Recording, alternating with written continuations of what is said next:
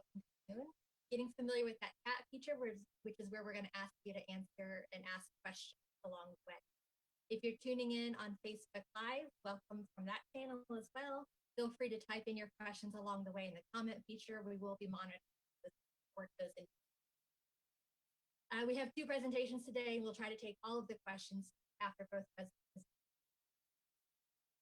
So today's topic is something we frequently discuss here at the Institute and kind of is relevant to all of our lives, which is really understanding how does misinformation and misunderstanding spread, particularly in the media landscape. With the rise of the coronavirus, we've seen a lot of misinformation out there, as well as a lot. And so we're trying to address that today, figure out what takes hold in the public discourse and what can we do to think critically about how to assess information about what we're seeing. So joining me today are two experts who think very deeply about this topic. And will be joining me is Dr. Steven Goodman and Dr. Elizabeth Skewes. Dr. Goodman is an Associate Dean and Professor of Epidemiology and Medicine at Stanford. He is co-founder and co-director of a group, which is dedicated to improving the reproducibility and efficiency of biomedical. His interests include how to evaluate research evidence, the ethics of research, scientific communication, how to teach research skills. Dr. Goodman has led a distinguished career, receiving numerous awards, such as a Lifetime Fellow from the American College of Epidemiology and the Spinoza Chair of Medicine from the University of Colorado. He studied biochemistry and applied math at Harvard, has a medical degree from NYU, trained in pediatrics from Washington University in St. Louis, and received advanced degrees in biostatistics and epidemiology from Johns Hopkins School of Health. We're excited to have Dr. Goodman with us today. And we also have Dr. Skewes. She is an associate professor of journalism and media studies, including serving as the chair of the journalism department and the interim chair of the advertising, public relations, and media design at the University of Colorado Boulder here in our. Her research focuses on media sociology and news practices, the media's role in electoral politics, and popular culture. She also researches media coverage as it relates to mass tragedies and the victims of those. Dr. Skewes is a former reporter and is the author of the book Message Control: How News is Made on the Presidential Campaign. She holds an undergraduate degree in political science from UCLA, a master's degree in journalism from Ohio State, and a doctorate in mass communication. So we are in great hands today. With that, let me welcome and introduce our first speaker, Dr. Steven Goodman. Good morning, Dr. Goodman. How are you? Hi, how are you? Thanks for having me this morning. So just go over to screen share. Ready to see my screen, and we will start. So thanks for having me, and I look forward to not only the conversation with everybody who's on right now, but learning from my fellow panelist, Dr. Skewes.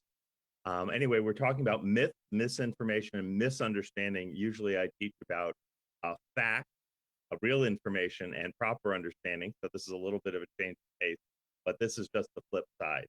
So we're going to go through it pretty quickly because we want to get to your questions. And here are some myths that maybe you've heard about. Vitamin D protects against COVID. Almost everybody on ventilators die. You don't have symptoms, you can't have COVID, you can't spread it. Can't survive in the warm weather. Hydrochloroquine can cure or prevent death.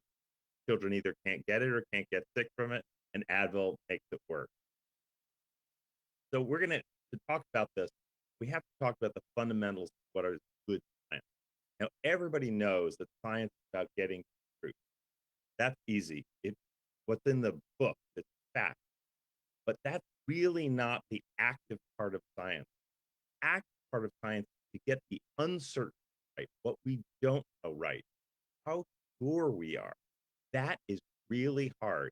And it underlies all of scientific research, and a primary time is not getting the facts wrong, but getting how sure you are wrong. The difference between saying hydrochloroquine might work and hydrochloroquine is a game changer and you should take it today. And we have 66 million pills in a stockpile somewhere because of the second state. So uncertainty underlies all scientific research. It's happening in real, right in front of our eyes right now with COVID. And this is making it very, very difficult to sort out what's true and what we can rely on. Now, this thing, what we call uncertainty, has two pieces. One is it's the play of chance. It's what we call the margin of error in a political poll. You always hear them say, you know, one one candidate is up or down 5% plus or minus 3%. That's the play of chance. But there's something else, which is the reliability of the methods itself. And that it's hard to put that in a formula. So if we were measuring national presidential preference, would we go to a Trump rally or a Biden fundraiser to do it? No. You have to know where that poll was done, or would we base it on a random sample? Now, you sometimes need a lot of expertise to know whether the methods are good or bad. And here is one of those polls. This is 538 just from yesterday. And you will see on the side, on the right side, see my cursor, you have the actual numbers of Biden and Trump. But on the left side, you have their grades for how good are the methods of. And we're not going to go into the science of that today, but notice this is not a number. It's just a grade. It has to do with saying, is this a reliable poll or an unreliable? Goes to the method. See? So these are some facts about COVID publications. First 6 months, that is right today, over 10,000 COVID scientific articles appeared. Over 5,000 of these are in the form of preprints. And during the SARS epidemic, before the pandemic ended, there were 29 papers. So we are in, they call it this tsunami, not just of information, but also of misinformation. Now, what are these things called preprints? Well, this is a preprint archive. You can look it up. Med is pronounced MedArchive, preprint server. And what you will see is this is the preprint server for COVID-19 preprint. There are, as of today, and remember, it didn't exist before January or December, 5,500 articles already in this server. And maybe the most important thing is what's in this yellow box. It says, medRxiv is receiving many new papers on coronavirus. A reminder, these are preliminary reports, not been peer reviewed. They should not be regarded as exclusive, guide clinical practice, health-related behavior, or be reported in the news media as established. We're going to look at a case study of whether that's true. So 5,500 articles already. What are these? So this is actually one that got a lot of attention from some of my colleagues here at Stanford. Zero prevalence study that is trying to figure out how many people in Santa Clara County had antibodies to the. It got a huge amount of play because it claimed that the infection rate and therefore was higher than we expected. Therefore, the death rate way, way lower. Part of an argument that that COVID is no worse than flu. So just within a couple days, this started being questioned. And I should back up just for a second. A preprint is a paper that a scientist puts on the internet just straight from their computer, straight from their computer. No reviews, no comments, no nothing. Just goes straight onto the internet. There can be comments after they put it on, but not before. There's no assurance that any scientist has ever laid eyes on that paper before. So this was actually a week later, and I won't go through the torrent of articles. This was challenged in terms of methodology and the reliability of its claim. But this is the analysis I want to show you, which was how quickly this went around the internet. And what we have here is I'm sorry. This study was posted on April 16th on a Thursday afternoon. Friday AM, the tweeting started. Size of these circles are the number of followers these various people had. And these were all contributors to Fox News and actually sort of the conspiracy blogo and Twitter sphere.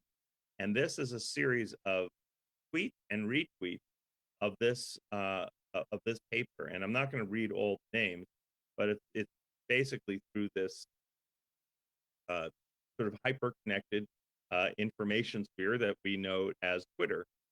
And here we're just going to scroll down. So you see this is April 17th at noon. Now we have at 3 p.m. We're going down. 6 p.m. It's still live. And this is just one day. One day. So it was retweeted on the way over 100,000 times just within 24 hours after put in. This was also an example how these things happen. These are various highly followed pundits and Coulter, Alex Ferris, Berenson, Brent Ike. And what we have here is just a few interpretations that are many, many. This is in contrast to this model, which is more academic, which is many people tweeting many different interpretations, many fewer. In an ideal world, it would happen more like this if you want to get the true heterogeneity of the scientific community represented among the critics. So what was the scientific crime, or what were they accused of? In fact, they weren't necessarily that wrong, but it was felt that the scientists overstated or hyped their conclusions, underplaying or misstating uncertainties in their methods. They might be right, but in science, if you say you have too much confidence in something, when the methods don't justify that, that's seen as bad as getting the fact. This is another paper that appeared in the Proceedings of the National Academy of Science. This actually was published and was peer reviewed, but I'll say more about that. This just happened about 3 days ago. One of my postdocs saw this, was incensed. Now, what's interesting about this is it had a conclusion that we all agreed with, that masks are a very important part of protection, but it dramatically downplayed every other maneuver that we're doing.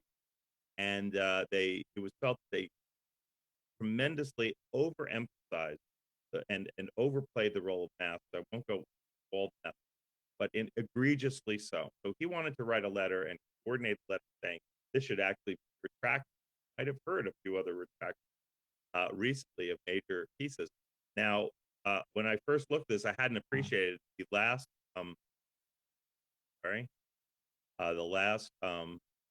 author is a Nobel Prize. So anyway, he coordinated this letter. He sent it out a few days ago. This is the letter saying, proceeding the National Academy of Science journal, saying it really should be retracted. And this is a person being quoted on a website called Translational, saying, even though he agreed with the conclusions, that is, mask wearing is very important, the paper thought the paper was terrible, and that's why he signed on. This got tremendous play just days ago. This appeared on BuzzFeed, and then the same day on Thursday, this appeared in the New York Times. That this should be retracted, not because of the bottom line claim. This is what I say, it's not about the facts, but about how sure you are on the basis of not that great. Nobel Prize that science won was in atmospheric chemistry, was in chemistry. It was not in health and not in might have heard about this. NIH called trials of hydrochloroquine a few days ago, actually 2 days ago. The important thing here is it was not based on a paper, but just a statement from the trial. The other problem, this you probably heard about, a low-cost dexamethasone reduced mortality rate among those ventilators. The problem with this, not necessarily untrue, that this is a press release. We don't even have a paper here, just a press release. Very hard to know what to do with it. Although actually I trust the results. I have to know a lot about this trial and the investment. And then you get claims like this, Lancet, and about hydrochloroquine. It actually preceded the other one just by a few days. And this was a retraction. Probably heard about a scandal about this paper. Probably all of the data was made up. Honestly, actually, this meant what happened. A very famous epidemiologist just 22 years ago said, on the internet, can we just throw everything out there and have everybody just vet it, get rid of journals? He said, no, what will happen is we'll have such a tsunami of junk that some enterprising young people will get together and they'll start sifting through it, and they'll have a website somewhere, and they'll say, this is the reliable information. And in fact, that's exactly what's happened. Johns Hopkins, they have this new thing just a few weeks ago that they put together. We're 70 that we're a bunch of faculty members, about over 70, comb through the preprints, and they put their own reviews of the preprints on the web. He said this would just recreate the journal. That's exactly what it's. So this is an article in a Hopkins publication about the problems. This is an article that appeared in Science by two ethicists saying we cannot lower our standards just because of the urgent epidemic. This is every time we do, it's another myth that we have to stamp. So what are the questions you can ask? And this is my last slide. And we'll talk more about this in the discussion section. Is there a publication at all? You read it first to press. Have other scientists even seen the paper? Have they commented? Is there enough detail for effect? Has it been changed in response to you just looking at draft number 1? Is it published in a reputable peer-reviewed journal? I will tell you, you have to ask that, but we've seen from the retract, not always 100% guarantee, but you have to ask. Are the numbers large? Are the methods strong? Limitations out there? And did the conclusions come with caveats, with warning? And that's where I'm going to stop. So I'm going to pass the baton to Dr. Skewes. Thank you very much. Thanks, Dr. Goodman, very much. Welcome, and thank you, Dr. Skewes. We're ready for you to kind of kick us off for Q&A. Thanks. It's wonderful to be here. I appreciate everybody showing up. Some of what I say will probably mirror some of what Dr. Goodman said, but I will try not to be repetitive. So I'm going to talk to you about COVID and myth more from a media perspective, since that's my area of expertise. And I wanted to start, as Dr. Goodman did, with just grounding us in what are basically good practices in journalism. These come from a team of writers, Bill Kovac, Tom Rosenstiel, who, pardon me, were journalists for a long time. And they came out with a book called The Elements of Journalism. And the things that they really wanted to emphasize is journalism has an obligation to truth. And that duty is more important than any duty that journalism has to publishers or to corporate structures. In fact, it has an obligation to publish the truth the best as it can, given deadlines. And it has a loyalty to citizens, and it requires a discipline of verification. All of those are critical, and they're at the top for a reason. All of that gets challenged, though, in a produced journalism fast, a social media world. And just as speed is antithetical to good science, it's also antithetical to good journalism.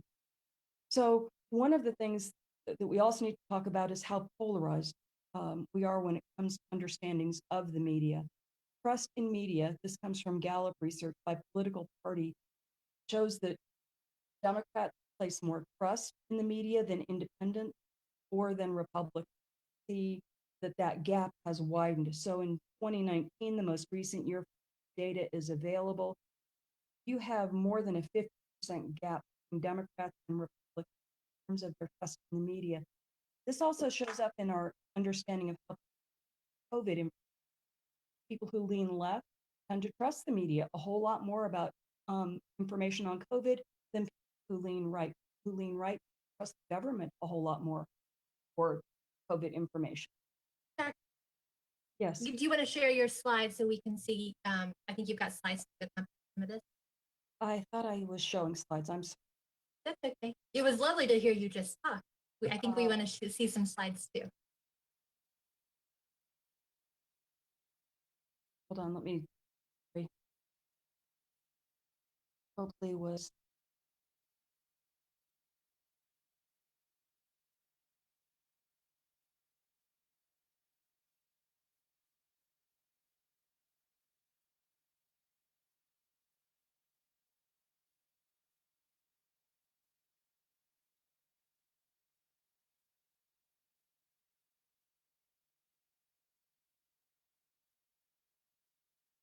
seeing them now? We're seeing the center. There we go. Okay. Perfect. Sorry, so this is role of journalism. This is the There. graph that I was showing you. Apologies to everybody.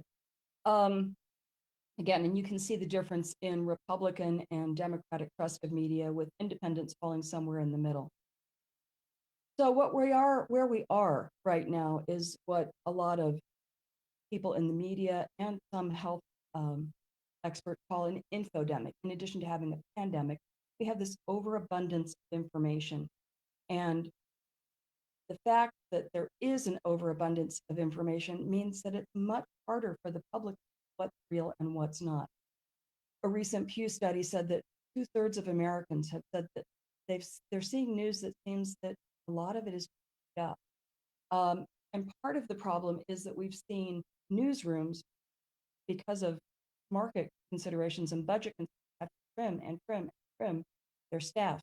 That means there are fewer science reporters, people who have a real background in health reporting, and that means that journalists who are covering pandemic, a lot of them are people who are just general assignment kind of reporters.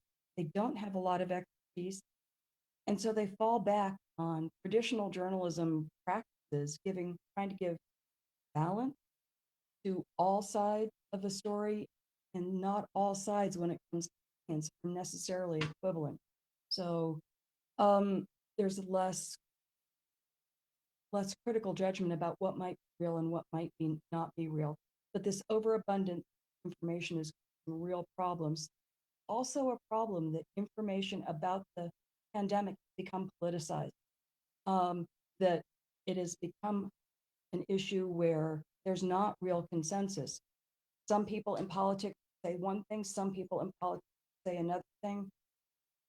And because of that, when there is contested information coming from experts, coming from people at a podium, coming from people who are government experts, it leads to a lot of confusion. And that means people rely on what they do know, which is they're either trusting government and the media.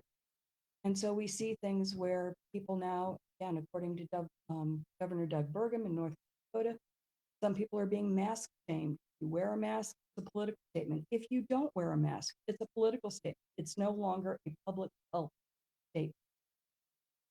And social media puts all of this on steroids.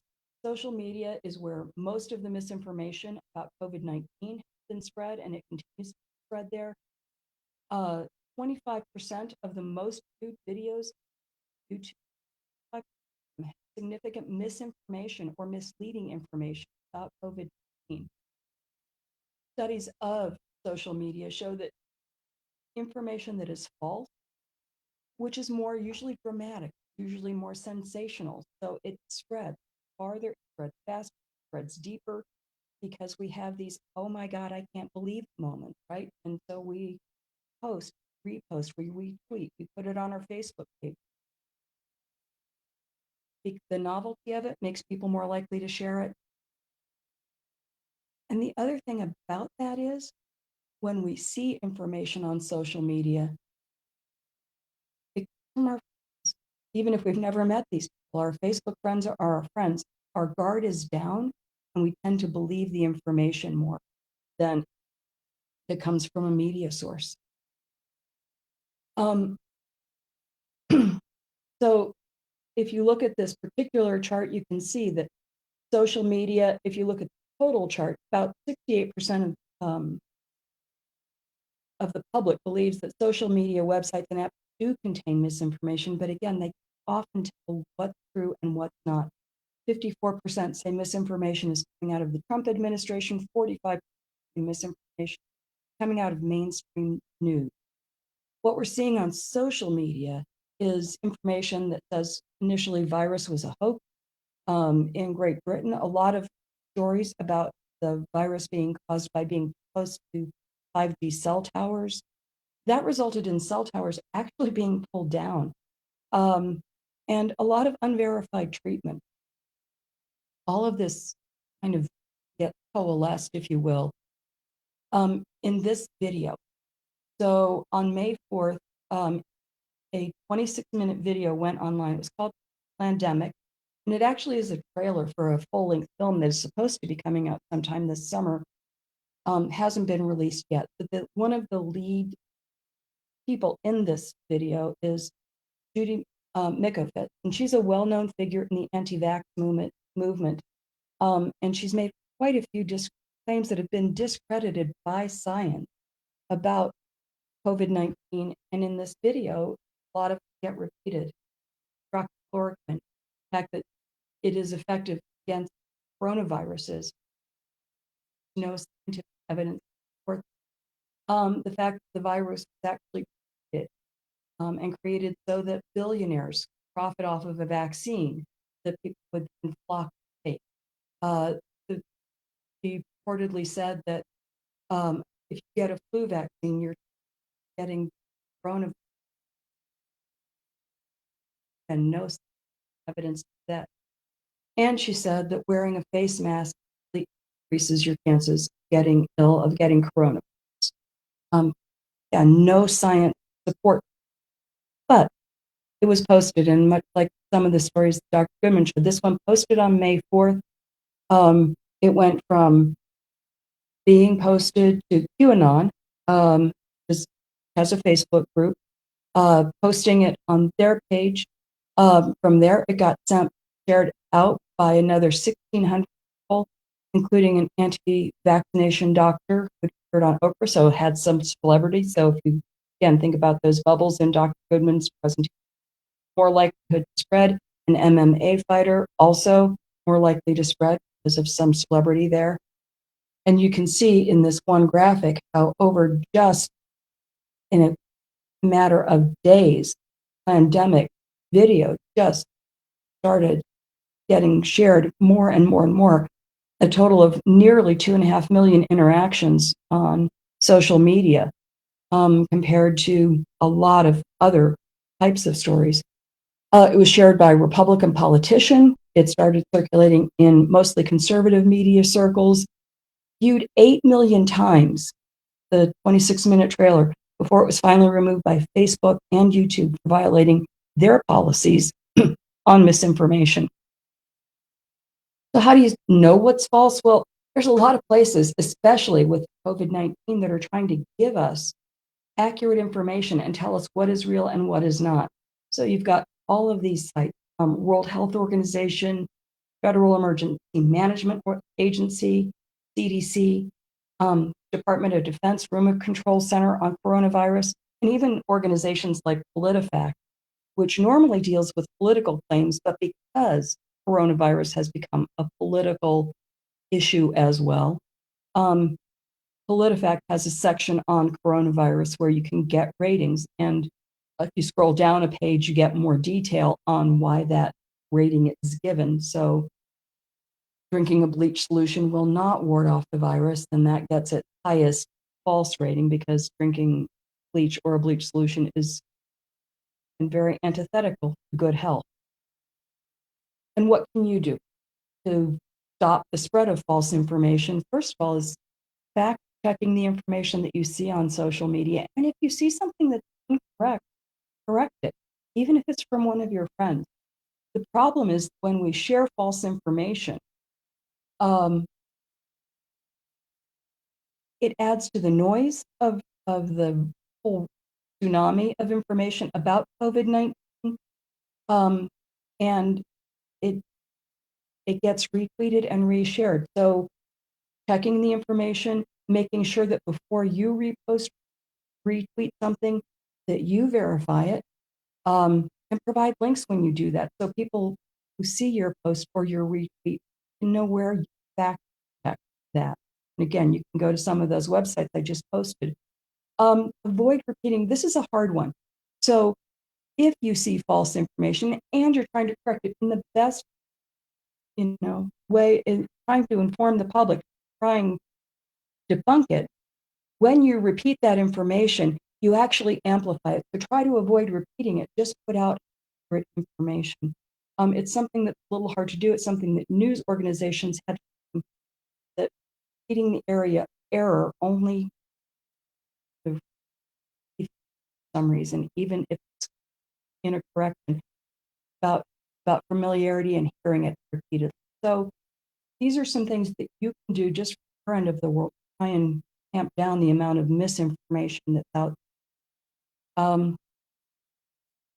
What I have, I'm looking forward to a discussion about this. Great. Thank you very much, Dr. and for Dr. Goodman.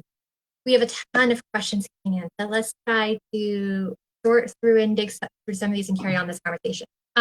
Maybe let's start with a little bit of what we both were talking about. I'd like both of you to maybe talk about, Dr. Goodman, you called it a tsunami, right? There's this noise, there's all this information coming out, there's all this research coming out, happening at lightning speed, because it's a very novel, new, pandemic and virus. People are very concerned. Everyone's day-to-day. There's a push-pull between people needing and wanting information and the rate of science, particularly peer-reviewed, and the ever-changing guidance is maybe based on some science, but then science evolves and so it's a little bit of some of that trust and creates a little bit of uncertainty, are not in deep into the knowledge of any particular field and just trying to get in. So I'm wondering if you both could unpack it a little. What, in essence, should be that right balance between information that people need to know and want to know, and the sharing of information, and what people would consider their right to know, as well as with understanding the scientific uncertainty along that. Dr. Goodman, do you want to? Actually asked a lot of huge questions. I'm actually going to not just do the answer to that. I'll simply say that all parts of the thing I didn't make a point of, these journals, they're in a race against preprints. They are competing against preprints right now. So the journals themselves, which have literally hundreds of papers that feel like they have to do that vetting process very, very fast, because that paper is often already on a preprint or already reported. So it's putting pressure on the journals process. Why we've seen practice from very reputable journals is speeding up. So all parts of the ecosystem, the information ecosystem, are suffering on strain of trying to strike that balance. Journals are really, really to do the vetting for the public in a way that the public trusts the claims. That comes with the claims. And I think it's hard for any individual to know exactly what to do. But as I said, I do think that information comes from information that has been vetted by other scientists. This also even not just taking a lot of the reporters are looking straight to preprint servers. They used to look only to the journal, but now they're looking at the information as a soft computer of the scientist. That's a big, big problem. So there's going to be problems with any system. I would say that people who are trying the most to do the curation for you are, as Dr. You said, science journalists, good science journalists, and in a sense, the journalists. Remember, they're science journals. They're like journalists. The journalists at the science journals who are doing this intensive vetting with the help of other scientists have to start to ignore a little bit more the claims that other sources where multiple people that haven't had way in. Again, it's too big a question. That's much I'll say right. That's great. Dr. Skewes? I would just add in again, one of the things that people need to think about as they're assessing the quality of information is how fast it's out. If it's a tweet that somebody pumped out in about 30 seconds, 240 characters or less, that may be less accurate or reliable or valid than information that took a month or two to really dig up and vet. And it's that vetting process. The less time you have to vet information and make sure it's accurate, the fewer eyes that you have on it before it gets published, that's where you want to be a little more skeptical. Whether that's journals and preprints or journalism and social media journalism or um, you know, things that are being reported 15 minutes after they happen. I think we all have to be a little more media savvy about the quality of the information sources that we're going. I would just add one thing, which is that it feels like we can't find out things fast enough because of the urgency of this epidemic. But the fact is, just like all things in life, you're taking a long trip, you go down a detour, you waste a lot of time. So it really does pay to wait a little bit of time for that information to be confirmed, reliable. Don't make anybody better by reacting within, as Dr. says, within seconds, minutes, or even a few days. Sometimes it might take a week. That's a week worth taking because 90% of the information falls away, while the 10% that we can rely on. That's a great point, Dr. Dr. Skewes, maybe can you follow up on that too and expand a little bit more? You mentioned and talked about, of course, the decreasing scientific piece in the news. So what is the responsibility of the media to cover preprints or not? I mean, that seems to be this ever-increasing information out there that scientists haven't vetted yet, but the media is picking up on these preprints. Could you talk a little bit about what you think their role should be? I do think that journalists need to be better educated about the role of preprints versus published vetted information. For years, again, health journalists have reported on published information out of scientific journals, and they've waited, but there hasn't been the big rush. I think the urgency of this moment has journalists searching anywhere for information, and journalists aren't always the best at asking the questions about how did science get produced, the methodologies, the things, how certain are we that this is real, the things that Dr. Goodman was talking about. They need to be asking those questions as well as they start to report this information. They need to understand that preprints are essentially the scientific equivalent of Twitter. So our audience is a very hands-on active audience. So what are some things, two parts, and both of you can tackle this. What are some factors that influence the spread and circulation sometimes of misinformation or, myths and then what can people do in their own day-to-day lives to help comment? I know, Dr. Skewes, you had a little bit of slide on that, but I'm wondering if you both comment on both those, how things are being spread, right? Is it the newsworthy, the sensational, and then what can individuals do a little bit? Let's just reiterate some things a little bit.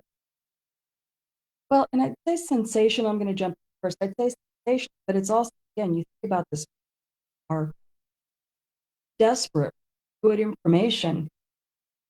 And since there is disagreement coming out of the administration,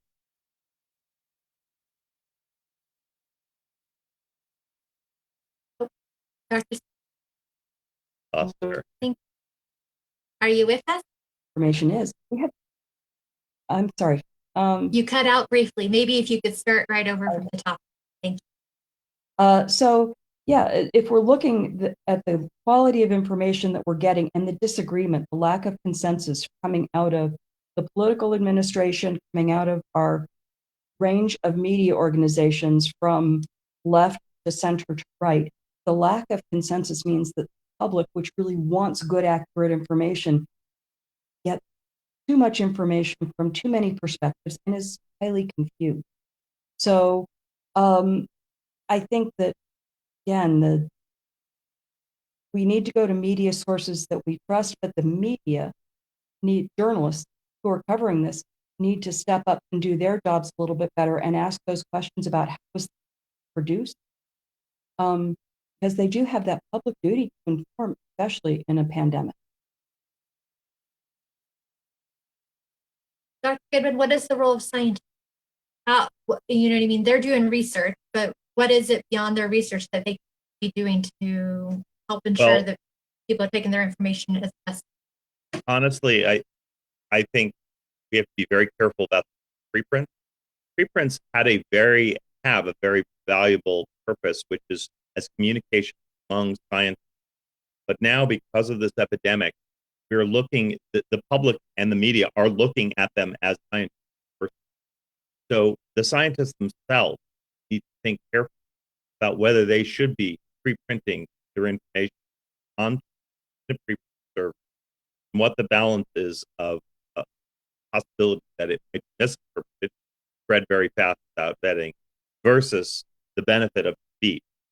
And I will say that any scientist may or may not be the best judge of that because they're trying to get noticed with their work as well.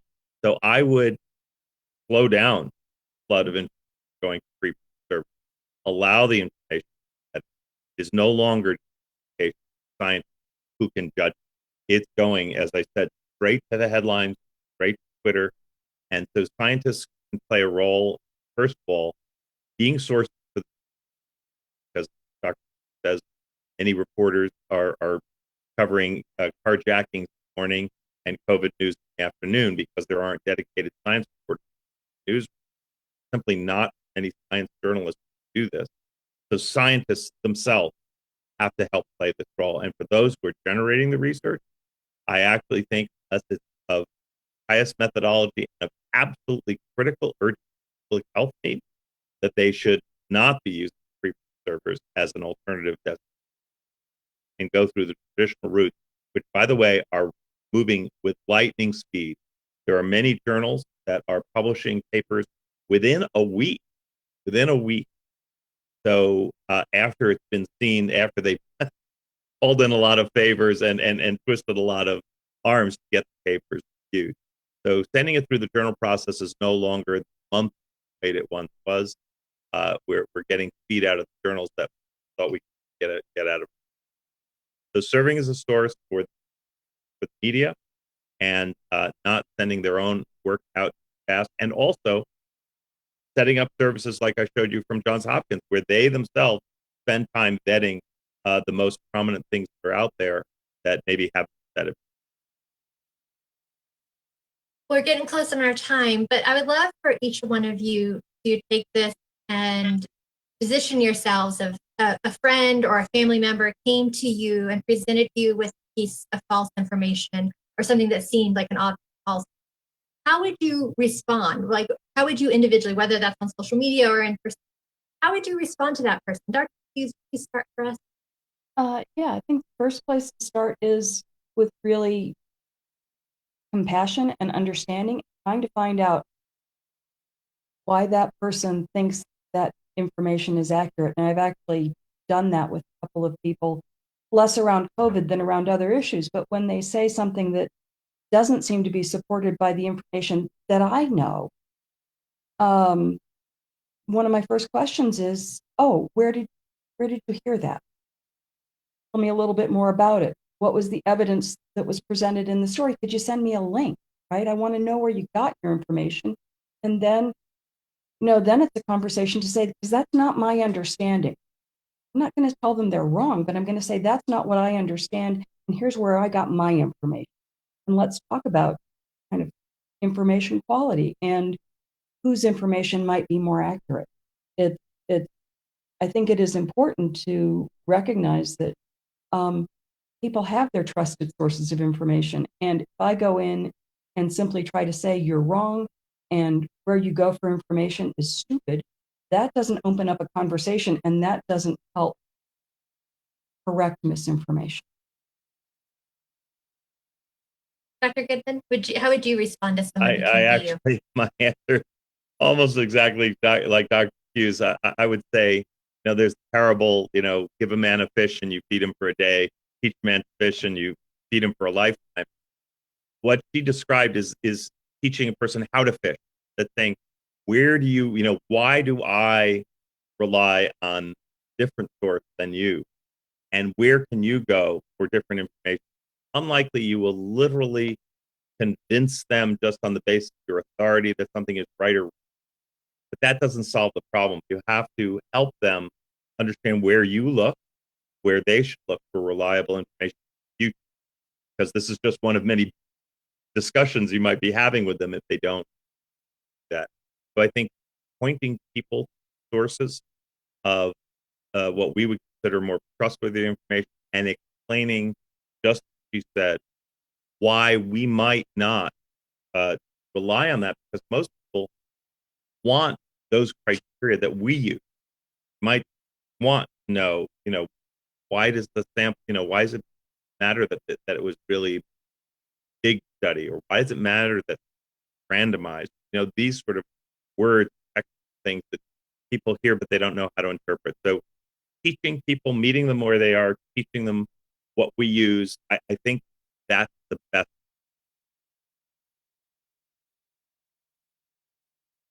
Thank you. I think those were very lovely words on from both of you.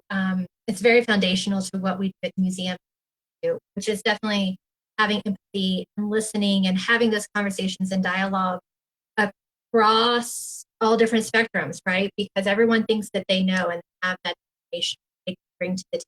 And so you have to have conversations to really start to earn them. And trust takes time to earn, and it can quickly and easily lost. So it's something to I am very thankful for both of you for joining me today. This went by so fast, more faster than 45 minutes I've ever seen. But very much thank you for your time. I know you're joining us a little bit earlier, Dr. Goodman, from the West Coast, and Liz, you're in our own backyard. So thank you both. For those of you who stayed in all the entire length of time, thank you for joining us today. We will be doing a written recap, and we're going to include all those great links that you've seen in the presentations today about where to go, either whether that's the myth-busting link from the World Health Organization or some of those other great resources. So we will get that information back out to you. Just go to the institute.dmns.org website to read all of the past written recordings, find what you're saying. We'll try to send that in an email too. Make sure you're following us on our social media channels. We'll drop those handles into the chat leave here. And we look forward to tuning in with us next week, where we're going to talk a little bit around COVID-19. So another exciting presentation that kind of builds a little bit on embedded into kind of information. Have a wonderful rest of your Monday